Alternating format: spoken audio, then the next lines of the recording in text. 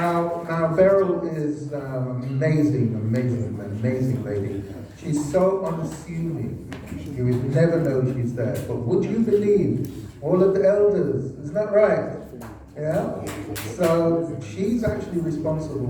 Well, you tell us what you're responsible for. Good morning, everybody. It's a pleasure to be here. I am actually representing the day service. We have a day centre in Hackney Caribbean, and I'm actually managing our day services who provide and have been providing for the past 40 years services to our older people and community in Hackney. Now, you've recognised Mr. Saunders here. Mr. Saunders is one of our founders. And we are celebrating our 40th year. We're having a big celebration next week, actually on the 19th, so we will be passing down leaflets about that. But we have been providing a range of services. The organisation was founded by a lady called Dolly Mayers, who's still alive, and she was concerned about the lack of services for our Caribbean elders in Hackney.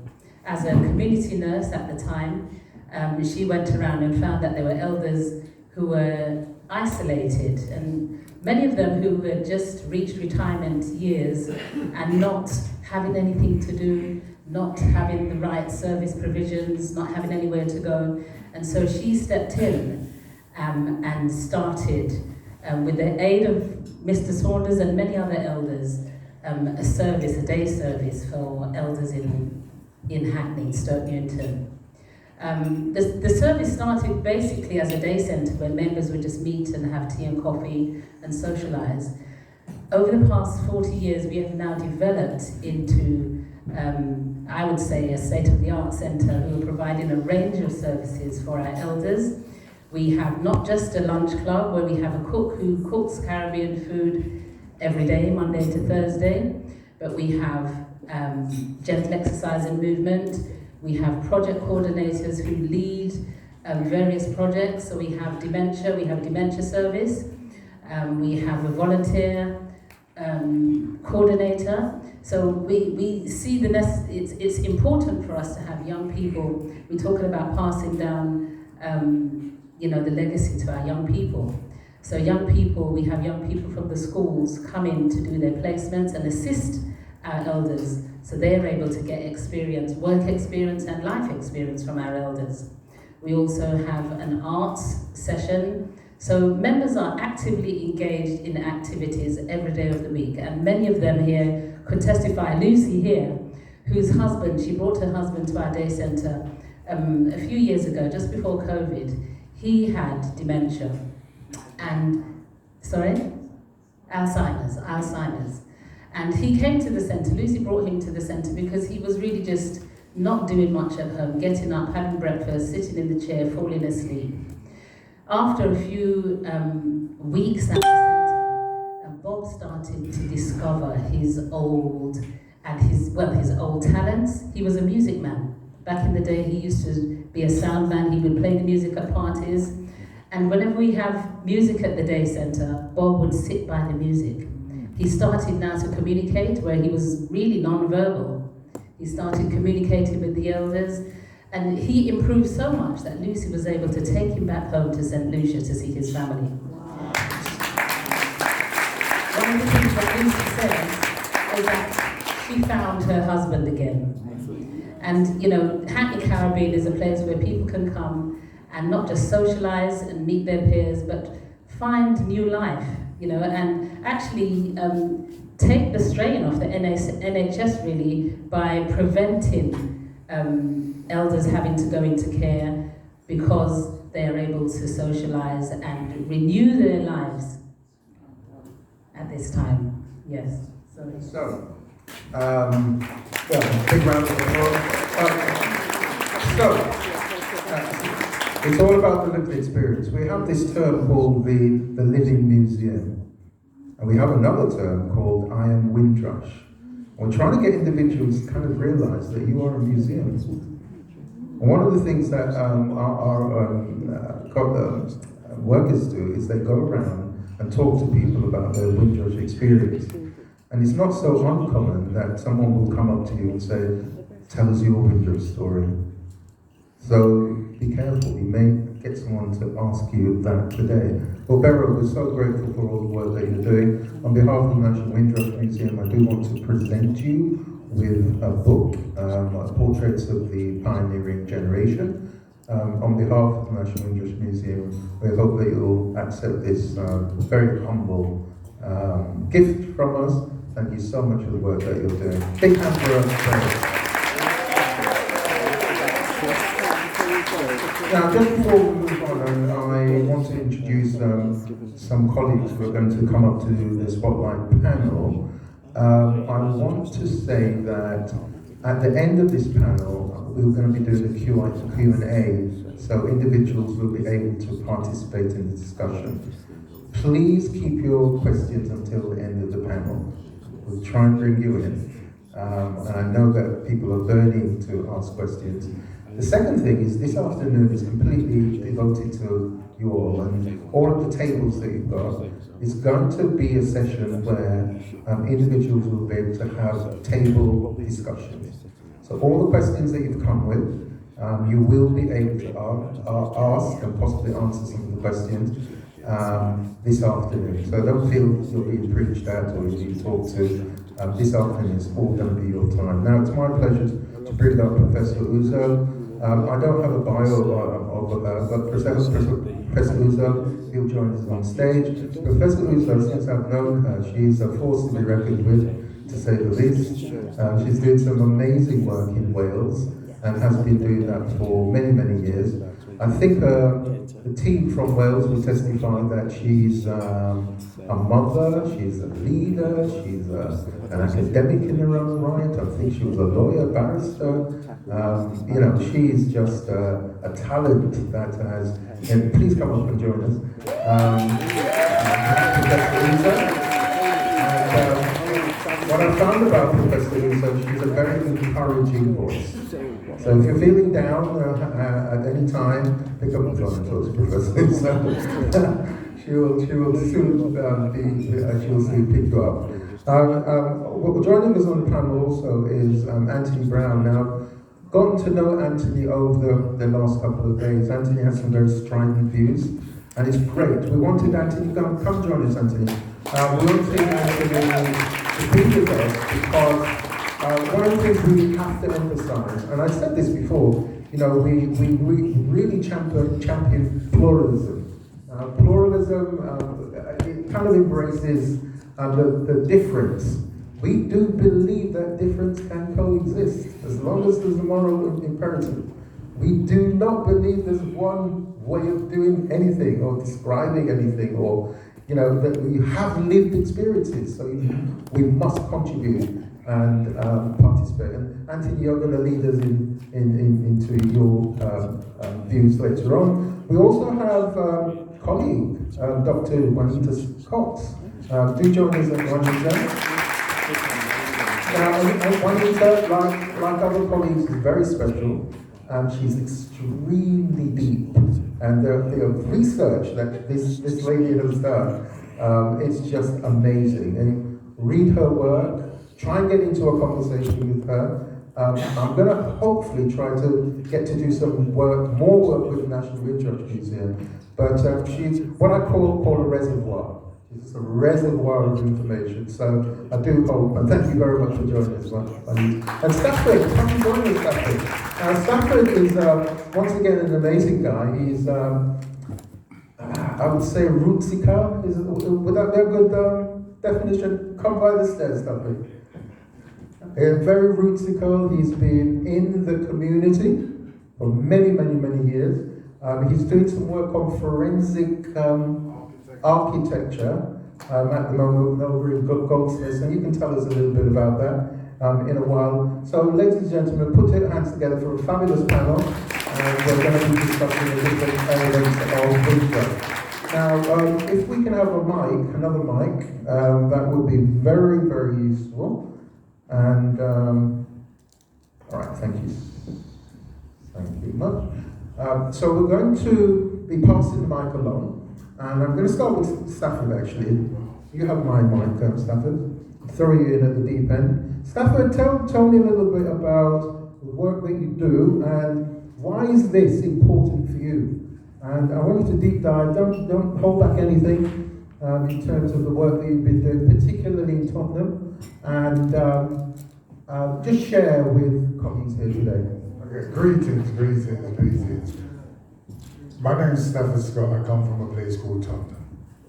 So from here, so I come from Tottenham. You know that I'm not necessarily here to, you know that term, skin deep.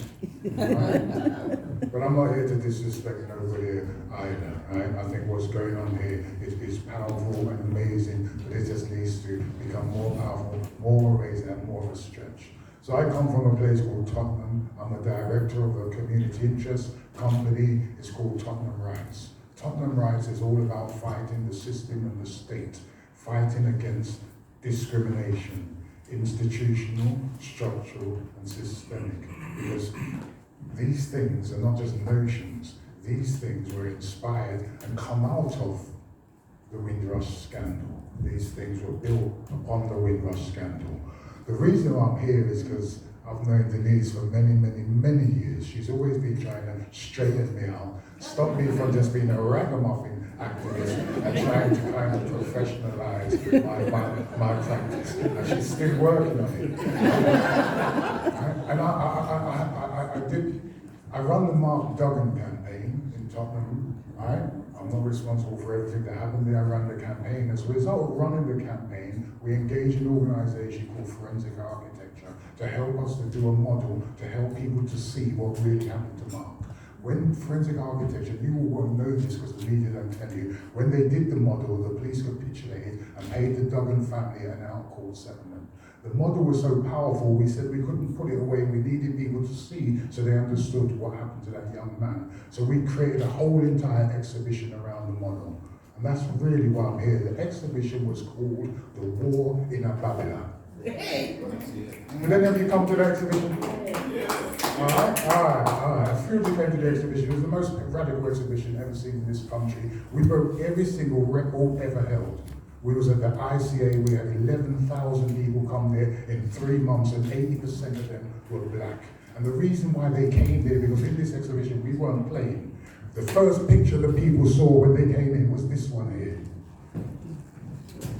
And we showed this one to say, listen, you see those other pictures where they show you people skinning up teeth and happy when they arrived? This is the truth. People weren't happy when they arrived. It only took them a little time of being here before they realized that the environment, the climate was cold, and the people were just as cold too. So we told a story that started here and went all the way to 2021 when we was in the exhibition. We were showing how we joined the dots and we showed how institutional, structural, and systemic racism does not happen by accident. And I'm here today when I'm given another opportunity, if I'm given another opportunity, just to say that the Windrush scandal, I think I heard the minister talk about migrants. I'm a child of the Windrush generation. My parents were Windrush. They weren't migrants, they were citizens. And that's, we're going to talk about justice. Let's start talking from, they were citizens, they weren't migrants. They came here, they built the country, but the impact of racist legislation that we've learned about since we saw the historic roots of the Windrush scandals, we saw that report. And the key in that report is not just what they did to everybody of your generation, it's what they did to your children. And what they did to what they're doing to your children's children. This Home Office, I'm going to finish right now. The Home Secretary, Theresa May, at the point in time that she was creating the hostile environment, just after those riots in 2011, following the killing of Mark Duggan, at the time that she was doing that, she was also giving power to Boris Johnson to create the gangs matrix. They just shut down the gangs matrix because we proved that they broke all legislation in creating the gangs matrix. They broke those young people's data, privacy, and equality rights. This is what is fueling the violence. And I need to say to the government minister and the Home Secretary, when we're talking about justice for the Windrush, we have to have justice for those young people. So we forced them to stop using it because it was unlawful, but they won't tell the young people that they used it on that they've stopped using it. They won't apologize to those people. So when they sit here today and say, look, we've learned and we're going to be different, we're going to do things differently, I'm sorry, I don't necessarily believe that. But I love being here with you beautiful people, and I hope we can get as much out of this system as you all deserve. Thank you, Stafford. So, I'm going to come on to some of those things in a moment, so thank you very much for that. So we're going to move on to Juanita now, coming at it from a completely different angle. She can use my mind. Hold that one. A completely different angle. So, Juanita. Where do I start? So, my background's actually in literature originally, in Caribbean literature, and I did my PhD in that, tried to get work, couldn't get work, kind of segued into oral history and then studying as a historian. And then eventually I managed to make my way into the academy, and I think there will be people here in the audience who are also academics, and they will know as a black academic it's actually very difficult to navigate your way around universities, but you do your best when you're there. And I suppose I felt that my mission while I was there was to try and ensure that the stories of the Windrush generation were heard. In fact, one of the biggest irritations of mine is that most of the work in terms of historical research goes on outside of the academy, and there's very little attention within universities actually looking at what the experience of the Windrush generation is.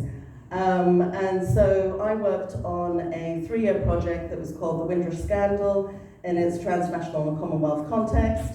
It was essentially looking at the experiences, not just of those who'd been caught up in the scandal, but also looking at those who were advocates. So talking to the lawyers, talking to MPs, talking to activists, members of the community, to just get a better understanding of how the community actually are extraordinarily resilient and working really hard to improve the condition of people within the community in the face of the government's dereliction of responsibility.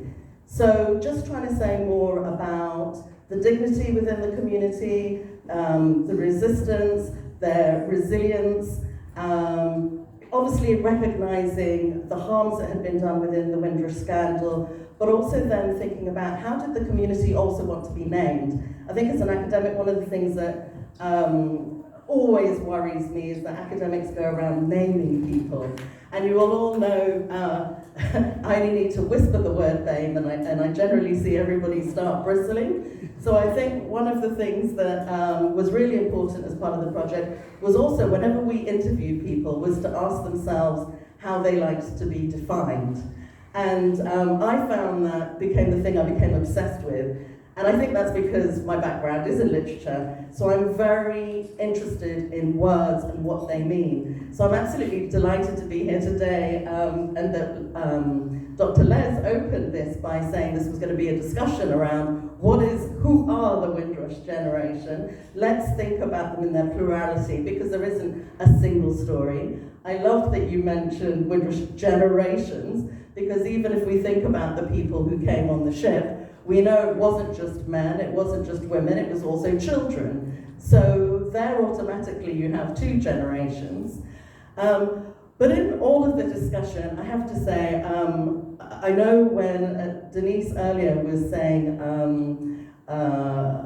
pointing out the hard work that had been done by the Windrush Foundation and Arthur Torrington, and Arthur wasn't in the room, and I don't know, Denise, if you managed to catch up with him, but I just wanted to say personally a huge thanks to Arthur Torrington, because without him we wouldn't even have the word Windrush. Without him, and of course Sam King, who was the founder, with Arthur Torrington, co-founders of the Windrush Foundation. And I mention that in particular because I've been very impressed with the work that Arthur has been doing in terms of revisiting the history of the Empire Windrush. And I think one of the things I'd ask people to think about today, and as part of the work that I'm doing, I'm thinking about, is this definition of Windrush, because there's the word empire in front of that ship. And I think one of the huge problems that we have in Britain today is a lack of understanding about empire, who that is, and therefore why we are all here. And And obviously, the Windrush Foundation have been talking about the people who came, whether they're from Malay, whether they were passengers from Nigeria. It isn't just about the passengers from the Caribbean, although, of course, the majority were from the Caribbean. So that's just food for thought. The other thing I would have to say that I'm really keen on is thinking about legislation. And I know that's something that bores people to death generally. And I know that just because whenever I read about the Windrush Generation, it's normally annexed with the British Nationality Act of 1948. And so I just want to use this as an opportunity to say the British Nationality Act of 1948 is not what made us British. We were British long before then. There's a common law that is called jus soli, which is anybody who is born on British territory is British. And that meant in the colonies. So essentially, in common law, long before 1948, we were British. And the point is, that also then was written into legislation in 1914. So it's to say that when we think about 1948, it's about the Commonwealth. It wasn't actually about our status as British subjects. It changed us from being British subjects, citizens of the United Kingdom and colonies, and made us part of a Commonwealth which inferred equality for all. And that's really important to think about, but it also explains when we're trying to understand the Windrush scandal, which again, we use the term Windrush because that was the community we first saw during the scandal, particularly covered in the newspapers. But again, Windrush scandal is Commonwealth, because it is all about that 1948 Act that made us part of the Commonwealth. Right. So thank you. And before we come back to some of these issues. So, Anthony, I think you have a mic? Yes. So give us your perspective in 3 minutes, please. Okay, so my perspective starts from this. For many of you, you can recognise it as a British passport. I road tested it a few weeks ago for the first time. I got one of these through the Windrush scheme that says if you came here up to the 31st of January 1988, from anywhere in the world, you can apply through the Windrush scheme for a document that will give you your status if you haven't got it, because the Windrush scandal was all about people who didn't have these documents. When they went to the doctor, they couldn't get seen. When they went abroad and tried to come back, they was refused re-entry. I went abroad and came back after 2 years, and they changed the law while I'd gone abroad and said that if you're out of the country for more than 2 years, then you lost your residential status. So I was born a citizen of the United Kingdom and colonies, and then they changed my identity to Jamaican without notice, and then they changed it back to being British again. And I had the chance to go to Jamaica as a British citizen, and I got through the airport, and the border guard, I thought that I'd made a mistake by not getting the receipt. She asked me, were you born in St Andrew? I said, yes. And she said, well, from home, Mr Brown, and stamped my British passport. I thought that was great. I don't mind having a home in Jamaica and a home here. It's all part of my identity now. And what I'm saying is that people who have had issues with their status are still suffering, as Stafford said. And we're calling for a Windrush Act that will restore the status of those people much more easily than the law at the moment does, because, as has been stated in the historical roots of the Windrush Scandal report, it says that the 1968 Act, 62 Act and the 71 Act, the one that caught me, was designed based on race to keep out black and brown people, and so that's why I tried to keep me out. We took the government to court with a judicial review, and they told us, the judge told us, that it's actually Parliament. It's not the Home Office that makes laws in this country, it's Parliament. This is why we're going to Parliament, to have this resolved. And within the Act, we have what we call burning work, and that's been put together by younger people. So it's an intergenerational approach, and they've looked at 5 themes: community cohesion, which incorporates what we're doing around the Windrush scheme and compensation, and also community hubs like community centres where we learn all about our history through our music. We're also looking at criminal justice. So why are we more likely to be stopped and searched? Why is there so much knife crime in our communities? We're also looking at education. Why are we bottom of the league? They say that actually, it's travellers and gypsies that are bottom of the league, but actually, they're perceived as not going to school. So we're going through 11 years of schooling, we're coming out with 3 A-levels, only 8% of us are doing that. For the white British, it's 11%. For the Asians, it's 17%. 25% of Chinese are getting 3 or more A-levels, and you know that you need that to get up to higher education. So the wealth is never going to reach us if we stay at that level. So we've had a chat with the Home Office, and we know that we now have a wonderful minister, because she not only is Minister for Migration, she's Minister for Race Equality and Citizenship. So we had a meeting, and we know that in the Cabinet Office they have what they call ethnic facts and figures, and they produce data on education, health, and all the disparities that takes place. And we want to see how we can look at they're using that data with the policies that they develop, how the community can look at also working alongside schools, other institutions, and seeing how together we can start to bring down those disparities. And that's where we are. Thank Sounds you a bit very radical, much. but that's where we are. Thank you very much. Now, Professor Uzo, your story. Thank you so much, our Chair, Dr. Les Johnson. I acknowledge your leadership of the work that is going on in terms of heading up the Windrush National Museum. I came to Wales as a bright-eyed and bushy-tailed, newly qualified barrister from Nigeria. I was called to the Nigerian bar, and I came to work with purpose and to serve. And I recall my first visit to the job centre in Swansea, where the woman could not say my name, Uzo, Uzo. And it was short for Uzo Amaka, which means the doorway of blessing. And I went to explain my name to her. I said, it's just Uzo. She said, do you have an English name? I said, not really, but my parents are Catholics and Pentecostal. I had a baptismal name called Linda. She said, you better be a Linda. We cannot say that word in Wales. So I came in an Uzo, I left a Linda. And I was a Linda until 2004, when my daughter, Ifunanya Chukwu, said to me, Mother, reclaim your identity. You're not a Linda.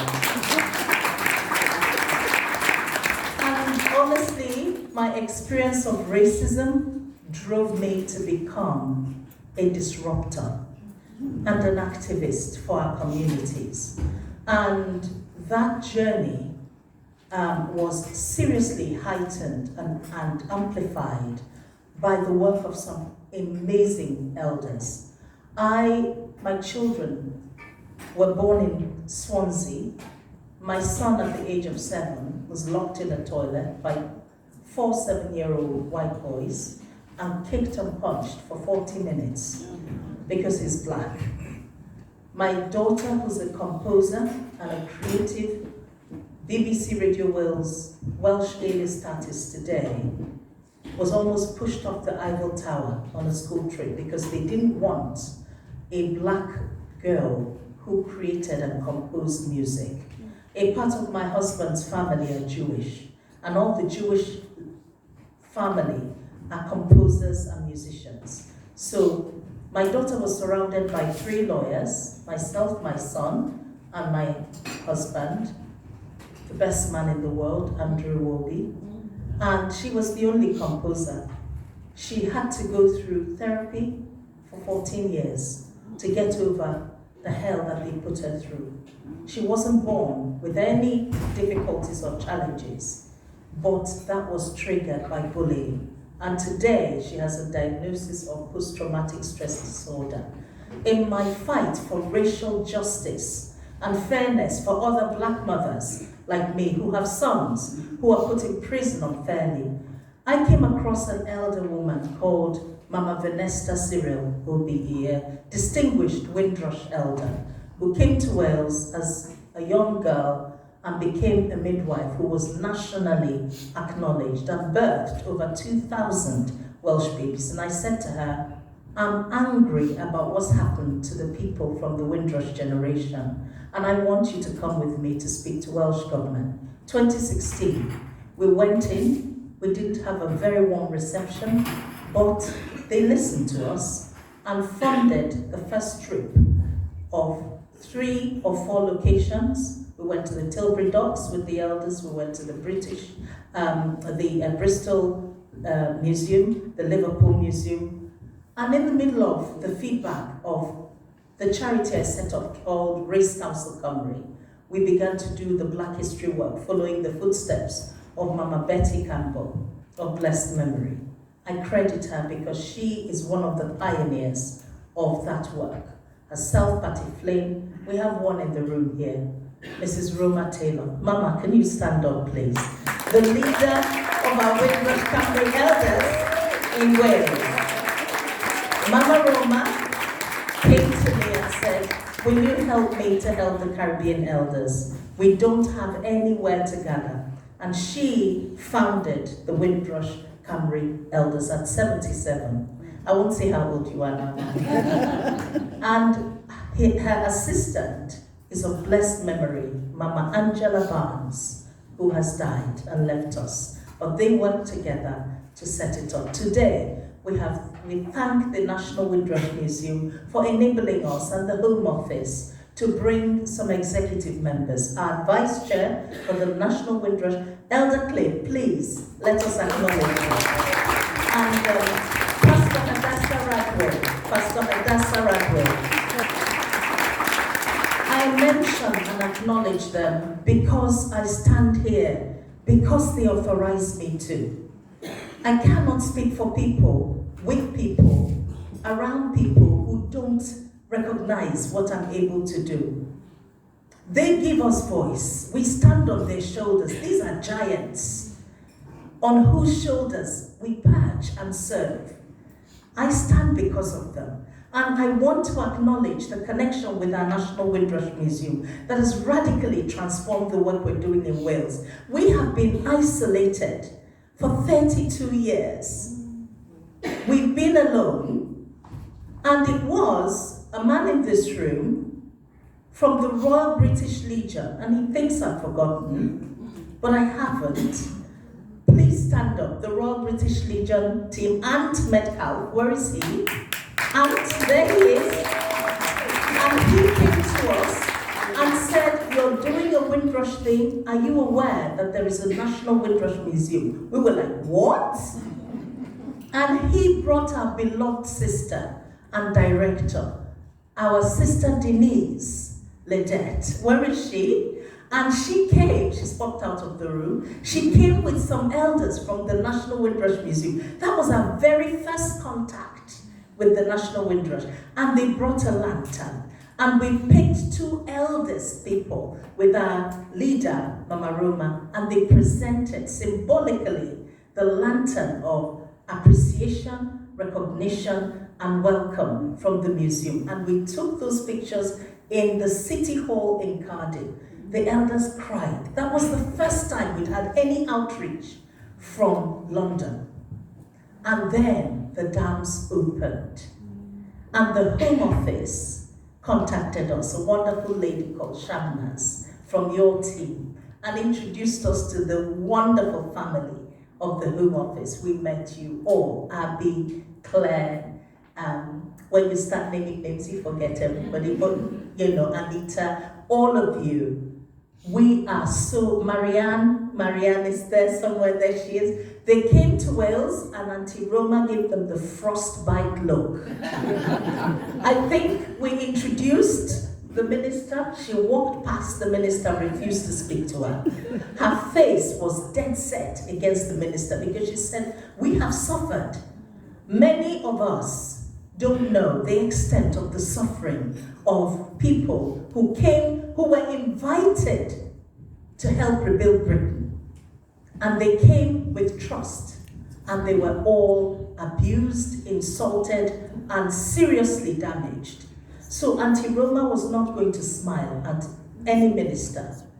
And I love the fact that Dr. Seema took it in her stride. She sat patiently and waited. And when Mama started speaking, she burst into tears.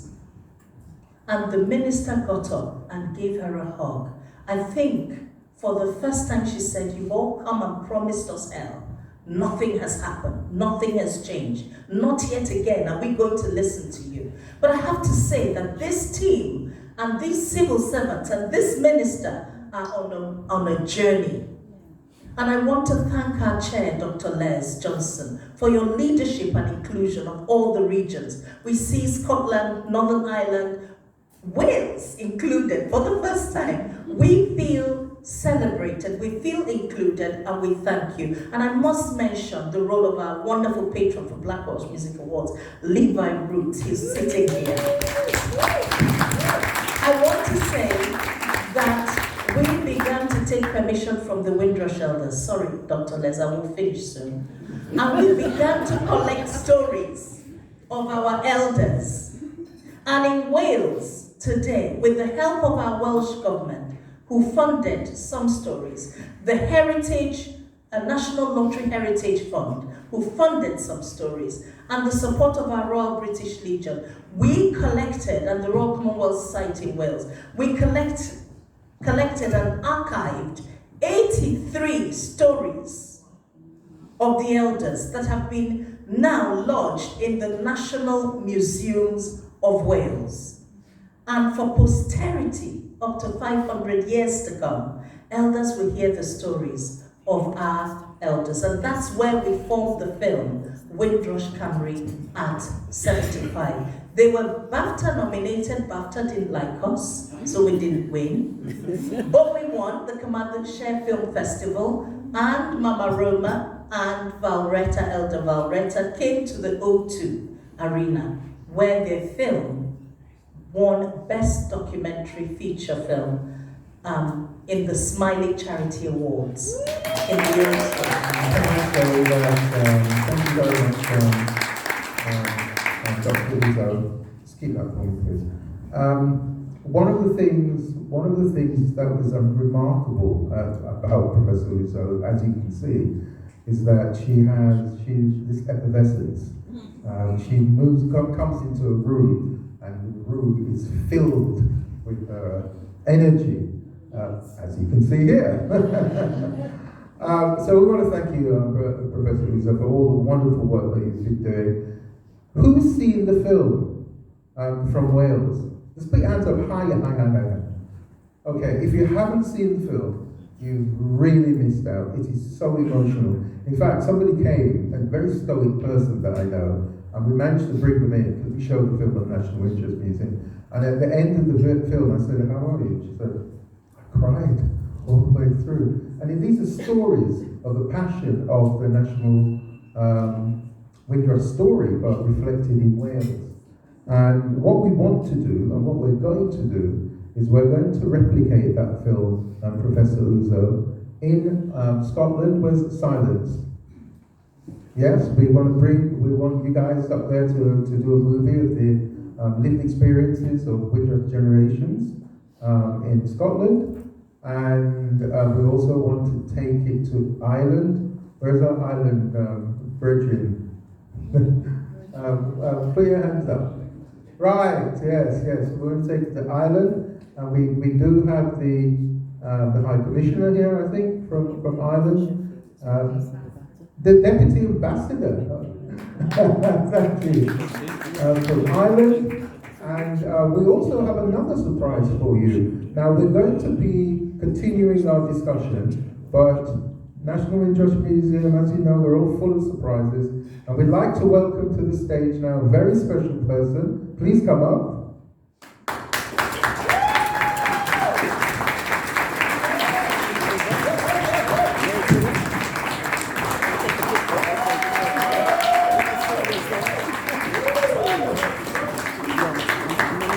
This is really remarkable, because because normally you look on your TVs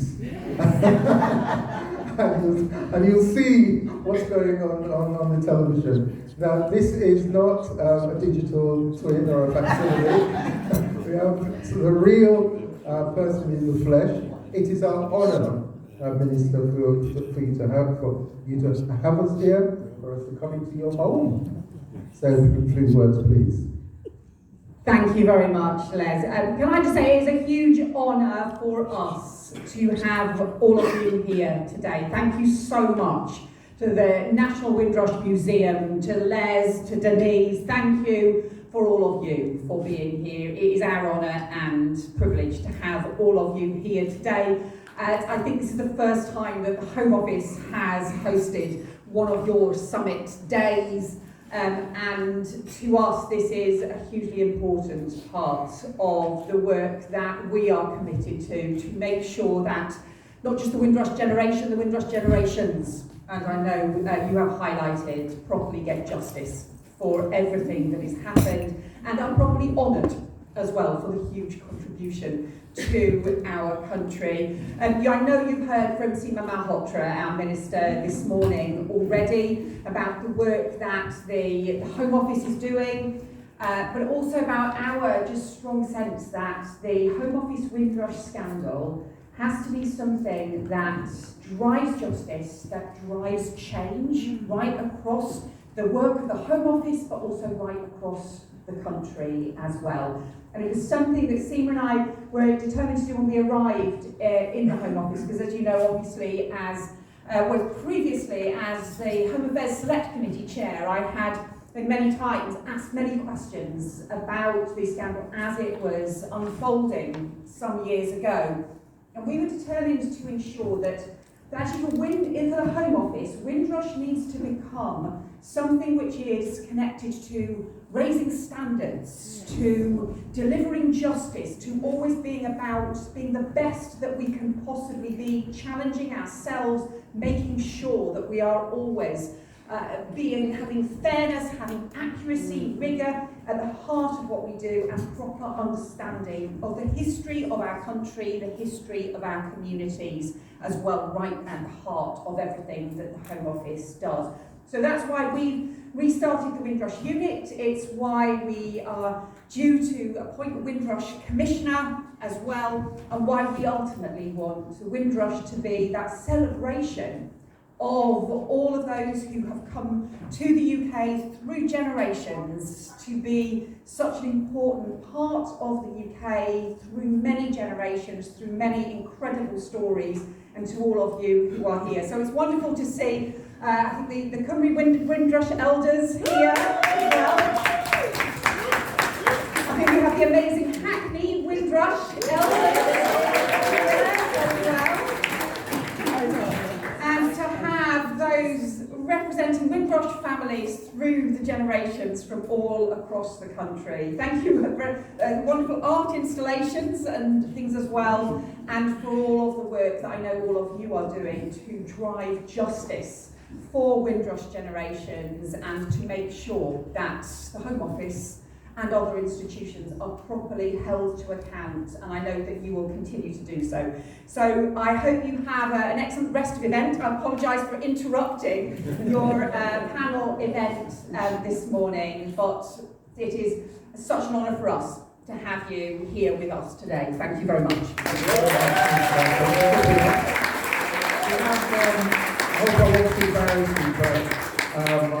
We have a very famous Jessica Huey here advising us on publicity. She would tell me off if I didn't have the opportunity of taking a photo with you. Andy, could you, I know you do this, you'd say, Les, why didn't you take a photo?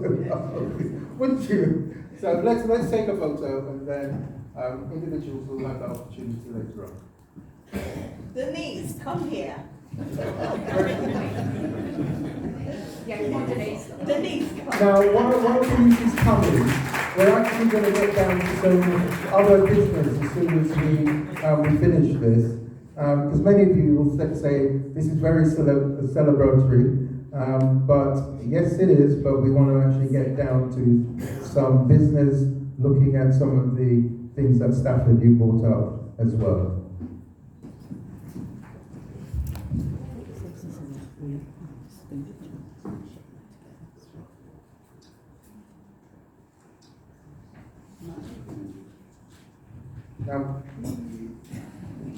Now we're doing. I'd like to have a photograph. If you stood up here, can you get Yeah, that's it? great. Yes. Now, Take everybody. should we Please go kind of down there? scrunch down here. Now, one of the things is, well, I'm going to talk, Minister, I'm going to talk as well, because the other person that will tell me off is our compliance person, because I do know that we are looking for funds for our national Windrush.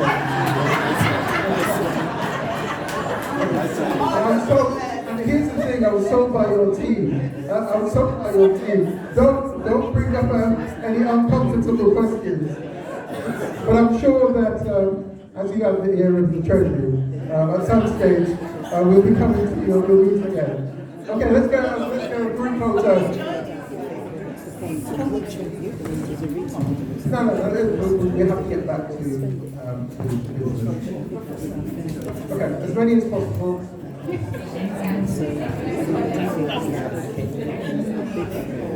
And let's just get a global shot as well with the video. Please, the problem that we have is that we can rarely get hold of the minister, so this is get her while you can, so that's great.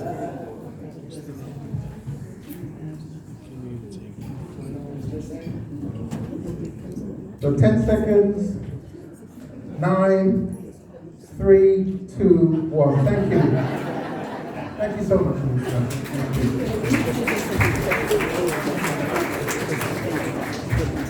Right, so while we're wrapping up this impromptu session, I have to say that this was not choreographed and it wasn't planned for the skeptics, maybe amongst us. Now, we are going into an afternoon session where, as I mentioned, everyone will be able to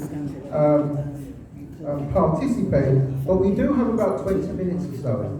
And while this is wrapping up here, I am going to call upon, and maybe a couple of individuals that may feel a little embarrassed when I call them, and you don't have to stand and say anything if I do call you, and you don't want to, but I do want to acknowledge certain individuals in the room and give them an opportunity to speak for perhaps 2 minutes.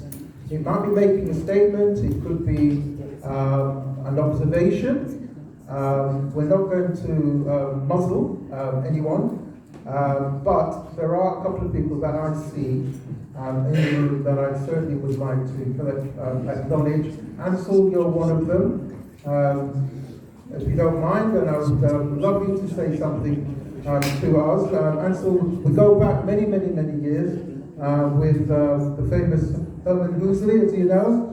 Ansel gave me one of my first jobs, and I know that Ansel will say that the Windrush experience isn't just a singular set of narratives. There are many, many, many, many diverse individuals as a part of the communities. And this is why we want to move from this kind of homogeneous way of looking at things.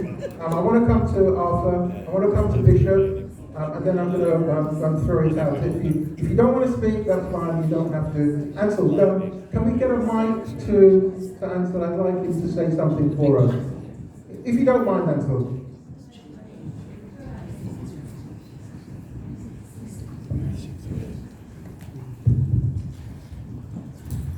You shouldn't have done that, Les. No, I should have done it because I know that if there's somebody I want to tell me the truth, you're one of the people I will come to. I have a nuanced and very difficult approach towards the Windrush and the Windrush ship because I'm not a Windrush generation, I'm a BOAC generation.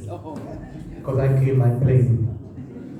And it's a fantastic opportunity to see how far you've reached in establishing the museum and all positive approaches to you, and I think you've done very, very well. And I'd like to also acknowledge our good friend here, Arthur Torrington, who together with the Windrush Foundation has created a lot of things. But there are issues, as far as I'm concerned, in how you define Some on your panel referred to black and brown, and I don't know who is brown. Who of us here is brown? I really would like to begin to question the ease with which all of us embrace these definitions, and then are not particularly critical and nuanced and positive in the history and the heritage that we leave. Because I know you'll be talking later on about the concept of Windrush.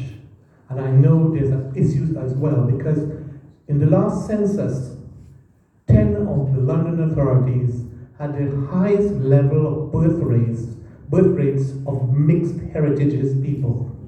And that's an issue within our community. How you define us? How you define that generation? Some I'm hearing people talking about black and brown, as I said. My grandchildren are mixed heritages. Who are they? There's a concept and a problem in relation to belonging, who we are and who we belong. And I hope your museum will begin to address some of those issues. But all power to you, Les, and to your team. And I have to say, thank you for that answer. And I have to say, I'm saying this seriously, Ansel, you were one of my inspirations at that time. So thank you very much for that. And it's a participation here. It's not a single story, it's not a single narrative. Arthur, can you give us a word, Arthur, please? And Arthur, actually, where's Denise? Is Denise still here? Denise, if you'd like to come up. Arthur, if you'd like to come. I didn't really come to make a speech. Arthur, come to the stage, please. We have a presentation for you, actually. Arthur, come. No, I'm going to speak with you. All right, stay there. I didn't really come to make a speech today because I'm not necessarily connected with the museum. But I'm particularly interested in a part of the program, which I look forward to.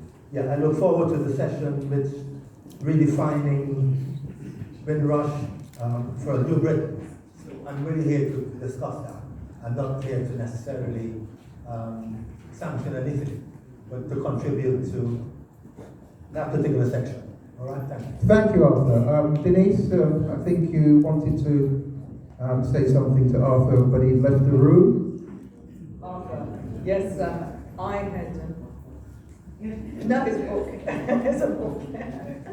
It's a book. In your absence, you see, when you stepped out, when we were talking about acknowledging people, I had said that we needed to acknowledge you for the work that you had done in the Windrush Foundation, and that's foundational for many institutions and individuals here, and to recognise 30 years of the Windrush Foundation celebrating this year.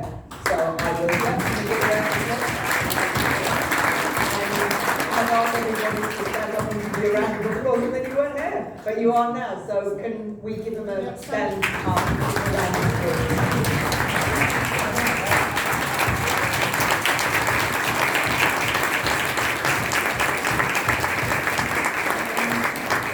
Thank you very much. Token of appreciation. Portraits of the pioneering generation. Okay. Thank you so much, Nelson. Thank you very much. Can we have a mic over on this side? Bishop Desmond, would you like to say something for us, please? Tell us a little bit about Windrush National Organisation. We've got a couple of minutes, but I would be very, very concerned that we didn't have something from your voice. Thank you, Bishop. Thank you and good afternoon, everyone. Is it afternoon? Yes. It's great to be here, travelling down from sunny Birmingham, hence making sure that a national event like this is not London-centric, I expect. But importantly, our work at the Windrush National Organisation continues. In March we held our faith conference and we were privileged to host the third Windrush National Vigil, for which the Minister addressed in Windrush Square on the 6th of April, and we're looking forward to the fourth one next year. We're also looking forward to our international conference on the 24th of October in Birmingham. Last year we had in excess of 100 delegates and it was the best conference yet, for which we've now produced reports for those which are available on our website. Our work is never ending, working alongside the Home, not for the Home Office, but we work alongside them, we challenge them to ensure we've got policy changes, we maximise the compensation for those who are impacted, And we've just discovered now we've got people stuck in what we call third-party countries. For example, very quickly, someone who came from Jamaica as a child has been stuck in Poland for 25 years. And I need to share this narrative with you because this is important about the work that we do. No one could get him back here for 25 years. I am pleased to say we have now got him right of re-entry. His Jamaican passport was seized by the Polish authorities. The Jamaican High Commission was not able to help us get his passport. After some threats into the, and I'd say threats, I'll say that because we did threaten the Polish government, they gave him his passport and we facilitated last week for his brand new Jamaican passport to be delivered to him in Warsaw. His passport is now with the UK Visa Centre for his vignette to be placed in the passport, and over the next 4 weeks I will be going to Warsaw to collect him and he will be coming back to the UK, which is his home, after 25 years. That's the work that we do. We continue to do it, and we're not going to stop doing this work until the last person gets their justice, and we've got to make that clear. What does justice look like finally? Justice looks like finally when we are respected for who we are. Thank you. Thank you. Thank you so much for that. I will emphasise, as a National Windrush Museum, it seems we're in a very peculiar position. We do take a very neutral stance, or nearly neutral, I was told. Again, I think this is the third time I've said this. We tend to have a very pluralistic approach to the work that we do. We've got some of our development council here, and they would, I think Brother Levi here, who leads our development council, they would testify to this. We want all voices to come to the table. We're not dictating an agenda, we're not setting the agenda even. But one of the things that has been apparent is that we've got silos all over the place. And different people seem to not to be talking together about the great work that they're doing and their issues that are burning issues to them. And it is very important that we now move to a position where we respond to and we respect the diversity in our community. We don't have to all agree with everything that we propose. But we must respectfully acknowledge the difference and work towards the future. So thank you very much for that, Bishop Desmond. Now, I've got 2 or 3, I've literally got 10 minutes before food starts being served, and I will be pulled off the stage. So, anyone who has a burning question that they would like to ask, I've got 1, I've got 2. Could we have the mic over to, can you just introduce yourself, please? Yes. Hi, my name is Emmanuel Andrews. I'm a campaigner, activist, political educator, and I have the privilege of working with organisations that support and provide advocacy support to Windrush communities trying to access the compensation and settlement status schemes. My question is, if we recognise the roots of the Windrush scandal as being a result of legislation, policy, sentiment that the aim of which was to keep black and brown people out, then we cannot see the Windrush fight as an aberration.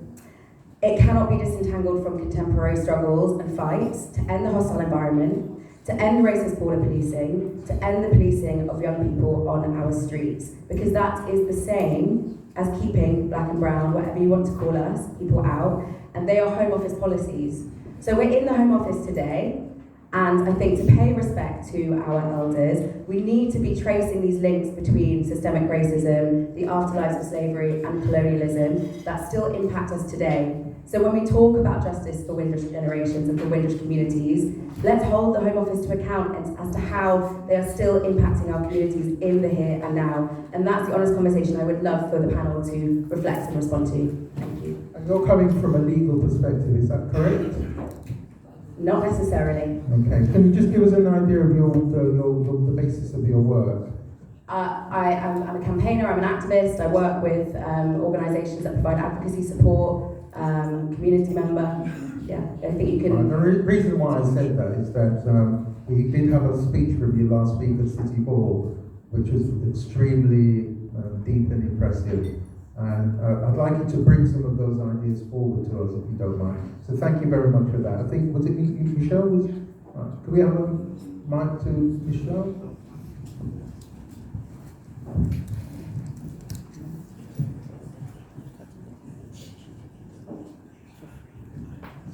Les and Denise, I just want to say I'm Michelle Charters, head of International Slavery Museum in Liverpool, which came out of community action, community dedication, and community work. And I would say that was 30 years ago, and we stuck with it. We went from a temporary exhibition to now heading a £58 million redevelopment of our own building with our own front door. I hope it doesn't take you 30 years to get where we are, but what I want to do is put the hand out of support and confirmation that we, like you, will tell the story and the truth of the experiences and the history of the Windrush generation, the African story and the Caribbean story as it relates to Britain and England. So I would just like to say, we are here for you, and I hope that all the Windrush organisations, if you want your story told, we are here to listen, to learn, and to act, as we have done for the last 30 years. Thank you very much, Michelle. I was very privileged. I get invited to all of these things, but I was very privileged to be invited to one of Michelle's presentations. That she has a whole fascinating architectural plan. It's a takeover of Liverpool. And I do encourage you to look up the work that she's doing in Liverpool, and further than looking it up, take a trip up. Liverpool's not just about the Beatles. There's loads of fantastic work that's happening for these in Michelle's area. Now, I do see a hand, but I'm going to come back to the panel, because I'd like the panel just to give us some closing words. We've not had that much time to discuss because I wanted to get back out to the audience. So just some closing words from you, first of all, Stafford, and then we'll just move through. Thank you. So my closing words are going to be in the vein with my opening words. The Windrush scandal was never just an administrative error. It was not a glitch in the system. It was the system. Right? It was the system. That's why we can't allow this now to be called the Home Office Windrush scandal. It's national. This is the system, and it's upon this the systemic racism is built. The hostile environment wasn't an accident. It was a policy, crafted, signed, implemented with full knowledge of who it would hurt. Justice, right? We're here to talk about justice, but justice is, and now the very department that created the harm wants to host an event on justice. So let me be clear. Justice isn't PR. Justice is action. Justice is accountability. Justice is full, fair, fast compensation with independent oversight. Justice is restoring legal status without delay. Justice is prosecuting those who engineered the policy that caused this. Justice is not something you brand, it's something you deliver. So hopefully this is the start, well, it's not the start, I know people have been fighting for a very long time. Hopefully we're on the road to justice. But I think we're at the starting place and nowhere near the end. Thank you. Got 90 seconds. So we had a question or a comment about policies and an honest dialogue with the Home Office about what's going on now. And I would echo what Stafford has just said. This is a national issue. We can sit around finger pointing at different departments all day long. That's not going to deal with the issue. The issue is one of law. So the Home Office has been asked to enforce a moral law. They published a report that said it was designed to keep out black and brown people. That's where the words come from. It comes from the report. So we're just reporting what the report said. And so if we are saying that laws are the highest standards that we want to enforce, then we have to change the law and then say to the Home Office, look, there are some new laws here, you can't become these people, and that's why your data has disparity in it, because the law has been designed that way. We want you to now adopt these new policies. And I just want to close by using the words of Desmond Tutu. It says, there comes a point where we need to stop just pulling people out of the river.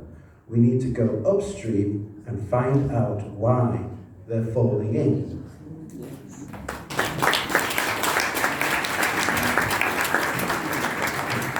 60 seconds.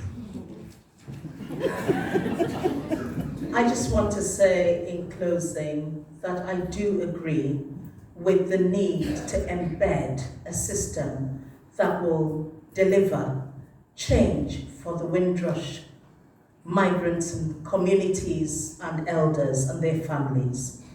In Wales, we lobbied Welsh Government for 32 years to change the learning of young children in schools.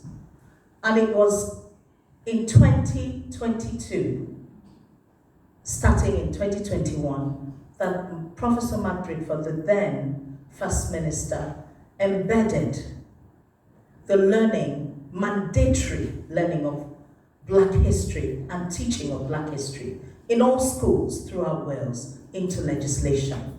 It was enshrined into law in Wales that all children must learn about the contributions of people of Black descent, of African, Caribbean, and all descent. If it wasn't law, it wouldn't happen. So I join brothers and sisters here to say we need a Windrush bill to go through Parliament and hopefully become an act to ensure that what happened doesn't rest on the shoulders of the goodwill of ministers, but is enshrined in law for posterity, that no matter who is in government, that law will stand to begin to correct the historic, systemic, structural injustices that our elders faced and continue to face.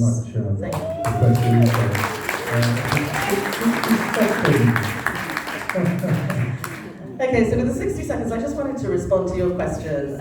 You were asking about the hostile environment, the report that they'd done on the historical roots of the Windrush scandal.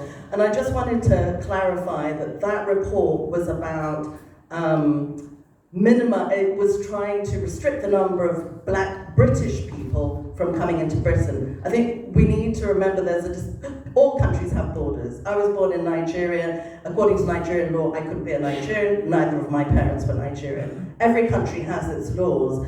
The thing that was the issue here, in terms of that report, was that Britain was trying to stop Black people, brown people, whatever you want to call them, who were British, from being in Britain, and they were trying to send them out, to remove them. That's what the distinction is. So I don't know if that helps to answer your question, but I wanted to add as well that we need to bear in mind that British law doesn't stand on its own. It intersects with the laws of other countries.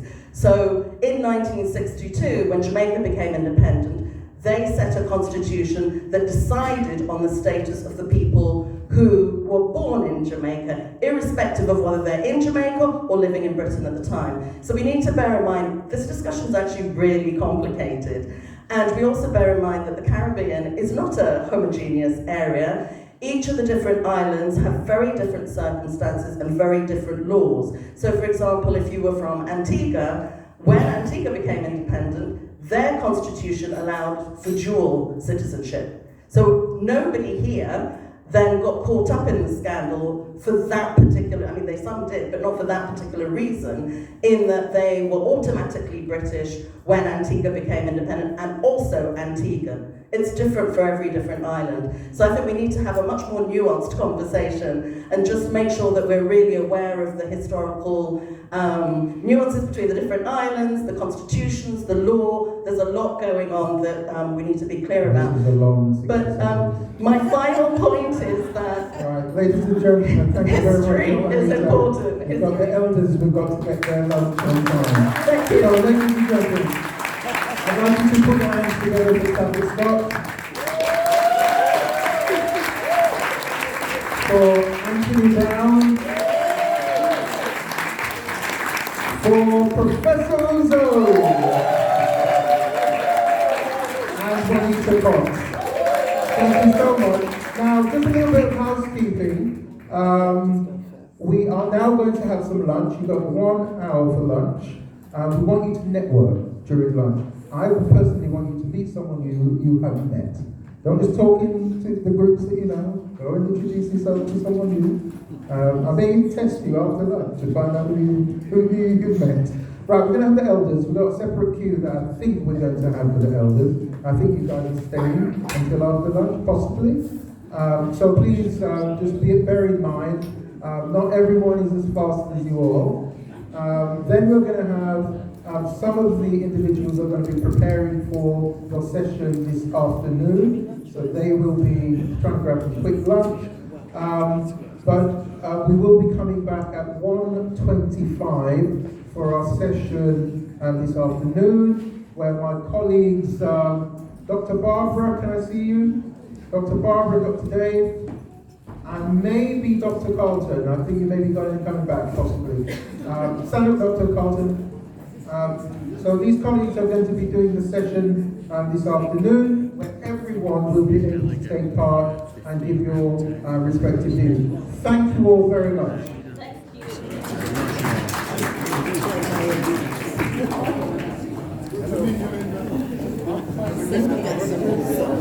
No, I know you're going.